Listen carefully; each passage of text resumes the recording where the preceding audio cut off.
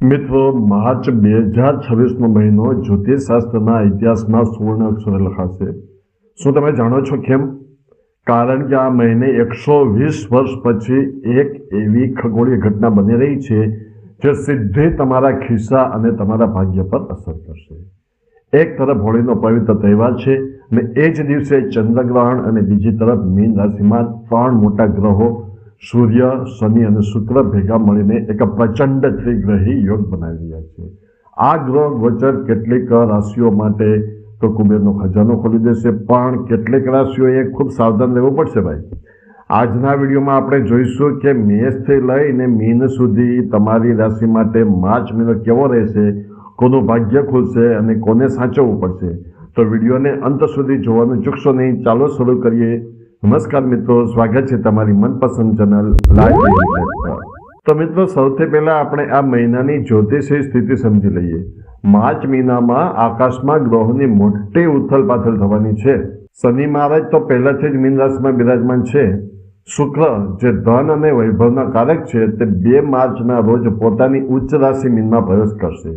અહીં શનિ અને શુક્રની યુતિ થશે અને તેનાથી બનશે માલવ્ય રાજ્ય, જે ધનલાભ માટે શ્રેષ્ઠ માનવામાં આવે છે. સૂર્યદેવ 15 માર્ચે મીન રાશિમાં આવશે, એટલે કે માર્ચના બીજા પખવાડિયામાં સૂર્ય, શનિ અને શુક્ર આ ત્રણેયનો ત્રિગ્રહી યોગ સર્જાશે. અને સૌથી મહત્વના સમાચાર, દેવગુરુ બૃહસ્પતિ એટલે કે ગુરુ 11 માર્ચના રોજ મિથુન રાશિમાં સીધી ચાલ એટલે કે માર્ગી થશે. આ બધા સમીકરણો તમારી રાશિ પર શું અસર કરશે એ જાણવા માટે આગળ વધીએ. હવે તમે તો આપણે દરેક રાશિને વારાફરતી લેશું, એટલે ડાયરેક્ટ રાશિનું નામ બોલીશ, તેના પર તમારી રાશિ જે હોય તેના પર ખાસ ધ્યાન આપજો. પ્રથમ છે મેષ એટલે કે એરીસ. મેષ રાશિના મિત્રો, તમારા માટે માર્ચ મહિનો મિશ્ર ફળદાયી છે.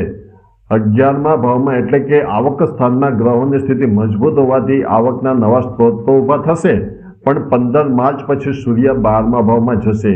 આનો અર્થ છે કે પૈસા આવશે ખરા, પણ ખર્ચ પણ એટલો જ થશે. વિદેશ જવાની કે મલ્ટીનેશનલ કંપનીમાં કામ કરવાની ઈચ્છા પૂરી થઈ શકે છે. બસ આંખોની સંભાળ રાખવી જરૂરી છે. ત્યારબાદ છે વૃષભ રાશિ એટલે કે ટોરસ. વૃષભ રાશિના જાતકો, મીઠાઈ વહેંચવાની તૈયારી કરી લ્યો ભાઈ. તમારા માટે આ મહિનો સુવર્ણકાળ સાબિત થઈ શકે છે. તમારી રાશિનો સ્વામી શુક્ર ઊંચો થઈને લાભ સ્થાનમાં બેઠો છે. શેર બજાર, જૂના રોકાણ કે લોટરીથી અચાનક મોટો ધનલાભ થઈ શકે છે. નોકરીમાં પ્રમોશન પાક્કું છે અને વેપારમાં બમણો નફો થશે. આ સમયનો પૂરેપૂરો ફાયદો ઉઠાવજો. હવે જોશું મિથુન એટલે કે જેમિની. મિથુન રાશિ માટે માર્ચ મહિનો કરિયર માટે બેસ્ટ છે. 11 માર્ચે તમારી જ રાશિમાં ગુરુ મહારાજ માર્ગી થશે. 10મા ભાવમાં ત્રિગ્રહી યોગ બની રહ્યો છે, જે તમને સત્તા અને પદ અપાવશે. જો તમે રાજકારણ કે સરકારી નોકરીમાં છો તો તમારો દબદબો વધશે. બેરોજગારી મનગમતી નોકરી મળી શકે છે. બસ કામના ભારણથી થાક ન લાગે તેનું ખાસ ધ્યાન રાખજો. હવે જોશું કર્ક રાશિ એટલે કેન્સર. કર્ક રાશિના મિત્રો, ભાગ્યનો દરવાજો ખુલવા જઈ રહ્યો છે. 9મા ભાવમાં એટલે કે ભાગ્ય સ્થાનમાં ગ્રહોનો જમાવડો છે. જો તમે વિદેશ જવા માંગતા હોવ કે ઉચ્ચ અભ્યાસ કરવા માંગતા હોવ તો આ શ્રેષ્ઠ સમય છે. પિતા અને ગુરુજનોનો સાથ મળશે. ધાર્મિક યાત્રાના યોગ પણ બની રહ્યા છે.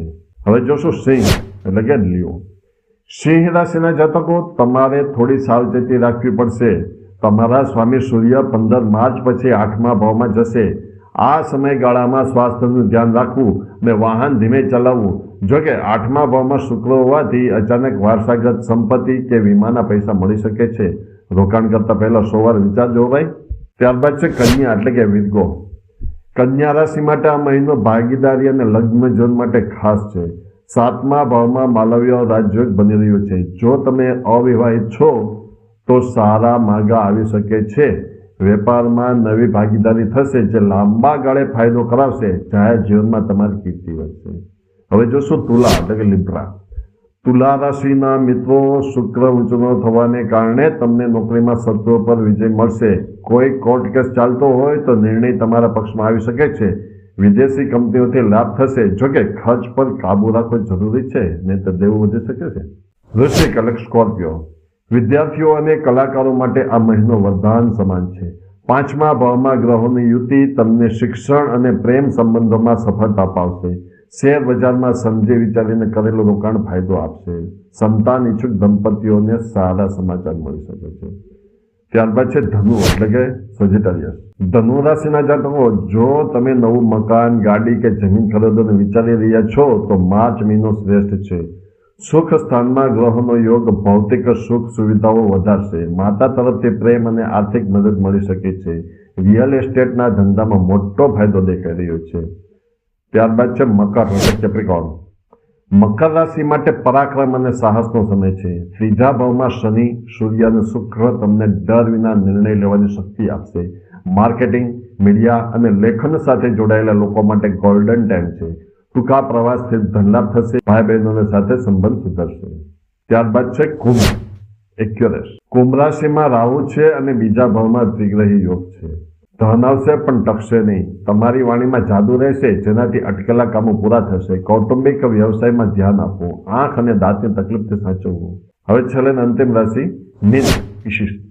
મીન રાશિના મિત્રો, તમારી જ રાશિમાં આ મોટી ઘટના બની રહી છે. સાડાસાતી ચાલી રહી છે, પણ ડરવાની જરૂર નથી, કારણ કે શુક્ર ઉચ્ચનો છે. તમારું વ્યક્તિત્વ નિખરશે, માન સન્માન વધશે.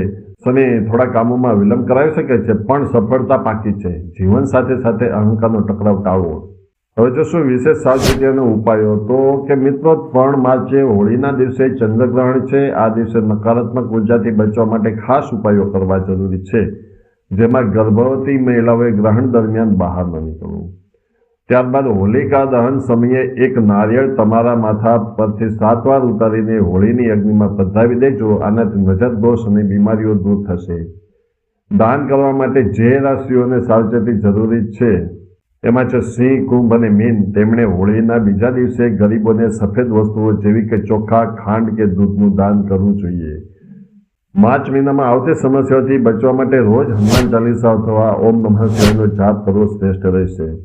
તો મિત્રો, આ હતું માર્ચ 2026નું જ્યોતિષી વિશ્લેષણ. યાદ રાખજો, ગ્રહો માત્ર દિશા બતાવે છે, દશા તો તમારા કર્મોથી જ બદલાય છે.